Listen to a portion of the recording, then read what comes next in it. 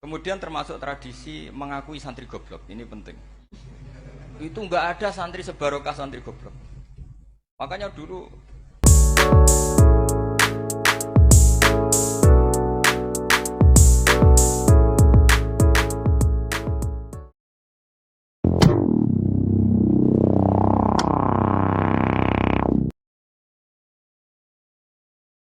kemudian termasuk tradisi mengakui santri goblok, ini penting. Itu nggak ada santri sebarokah santri goblok. Makanya dulu Mbah Mun, Mbah Hamid, Kiai Alim itu kalau sama santri goblok ya tidak benci. Nggak kayak sekarang semua orang bikin sekolah unggulan. Sekolah unggulan itu kritik saya hanya memproduksi orang-orang yang nantinya mendapat. Kalau kamu punya santri hafal Quran, nanti hadiahnya umroh. Tanglanya umroh, santri pinter hadiahnya beasiswa. Tapi hubungannya sama negara itu mendapat. Sementara santri yang goblok hidup di pedalaman Kalimantan, karena di sana belum ada masjid, bikin masjid. Sebagian hartanya dipakai masjid, sebagian hartanya dipakai bangun masjid. Ini yang goblok pendiri masjid, yang pinter pengajian di masjid, dibisaroi uang kas masjid. Artinya gini, ya kalau halalnya halal, tapi kita mbok yoroh hikmahnya orang-orang goblok itu. Supaya kita tetap ngaji, Rabbana ma khalaqta hadza batila. Semua ini ada gunanya. Subhanaka ma khalaqta. Jadi semua ini ada gunanya. Maka bagi santri-santri yang goblok, tolong nanti saya di Fatihai karena saya ini pembela Anda. Lo yang ngomong biar saya karena saya terkenal santri pinter. Kalau yang ngomong sampean goblok kan nggak ada yang percaya. Oh, padune padha gobloke kan gitu. Yang ngomong harus saya. Saya itu niru Rasulullah Shallallahu Alaihi Wasallam. Nabi itu kalau ada santri serabakat pinter itu diwaris sak surat usung nang mulai pinter. Banyak itu. Balighu anni walau ayah, ada sahabat ngaji hanya diajari idza zulzilatil ardu, sudah kamu pulang, sudah pinter. Karena betul. Sekarang coba diangen-angen, ada santri alim alamah, mungkin bakasnya furu'iyah, gimana hukumnya Jumatan jumlahnya itu 40 kurang atau 40 pas imam. Kemudian ada yang batal satu, hukumnya gimana? Dia mikir furu'iyah. Sementara yang goblok, dia di desa tertinggal gak ada masjid. Piye caranya dia masjid? Ini bikin aslul ibadah, yang sini sudah khilaf tentang yang gak penting. Jadi orang goblok kadang lebih keren. Akhirnya apa? Duriannya yang goblok nanti jadi orang alim alama ngekholi wong goblok karena pendirinya biasanya orang pati pinter. Itulah Allah Subhanahu wa taala. Ada bikin sesuatu itu sia-sia. Nah, saya ini korban ilmu itu. Akhirnya santri saya banyak yang enggak jelas. Ya, tapi ya saya terima saja. Saya santri itu macam-macam. Ada yang profesor, ada yang doktor, ada yang goblok, ada yang baru tobat kemarin. Ada yang Cina lagi senang ahli sunnah wal jamaah, macam-macam. Semuanya ngaji sama saya. Karena saya tetap berkeyakinan Rabbana ma khalaqta hadza batila. Ini penting saya utarakan karena khazanah kita ini jangan digerus oleh orang yang tidak bertanggung jawab. Pernah ada di hadis Muslim, ini cerita di Sahih Muslim. Ada seseorang sedang sujud kemudian diinjek oleh orang fasik. Saya ulang lagi, diinjek. Rokobahnya, yang diinjek itu rokobahnya. Lehernya itu diinjek sama orang fasik. Kemudian si yang sujud tadi bersumpah wallahi la yaghfiru wallahu lak. Demi Allah, Allah tidak akan mengampuni kamu. Itu Allah kemudian mewahyukan sama Nabi di zamannya. Wahyunya adalah mangdalladzi yata'alla alayya alla aghfira li fulan. Laqad ghafartu dzunuba wa ahbattu amalak. Siapa yang mencantut namaku dengan menstatuskan saya tidak bisa memberi maaf.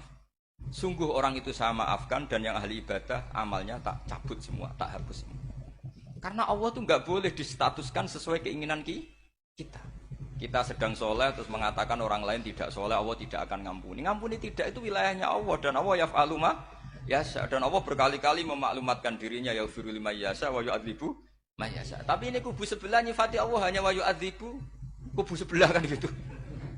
Tidak pernah kalau Allah disifati yaghfir. Bagaimana Allah gak tersinggung? Allah selalu distatuskan yu'adzib.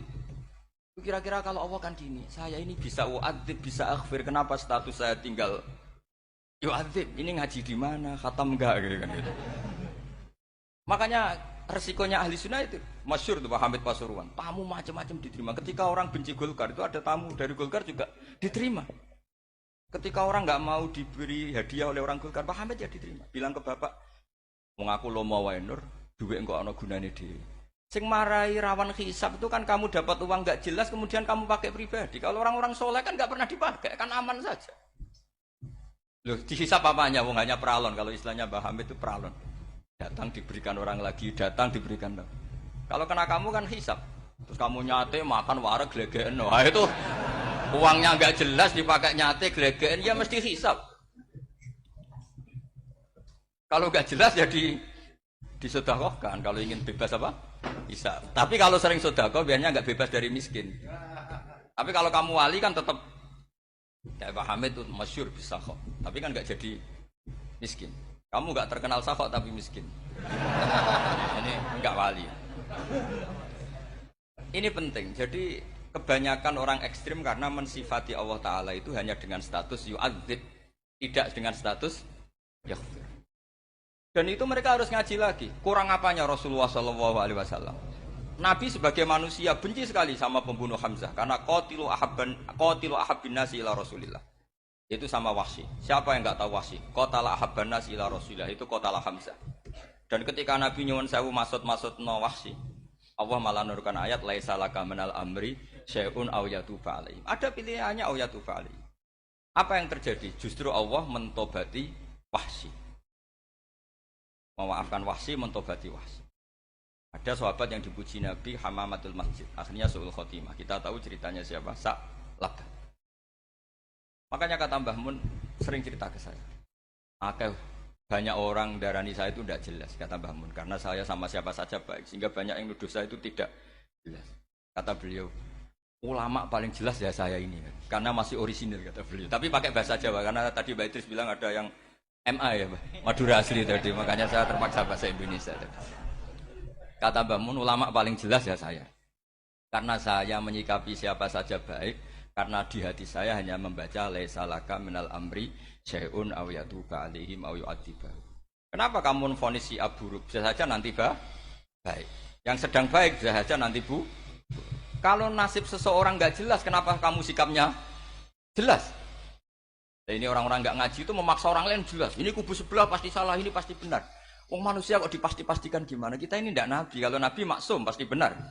Kalau sampean apa? Maksum bisa. Jadi ketidakjelasan para ulama ini berdasar konstitusi tadi bahwa itu wilayahnya Allah. Ini penting saya utarakan. Jadi penting sekali. Jadi orang yang sedang fasik sekarang bisa saja nanti tobat.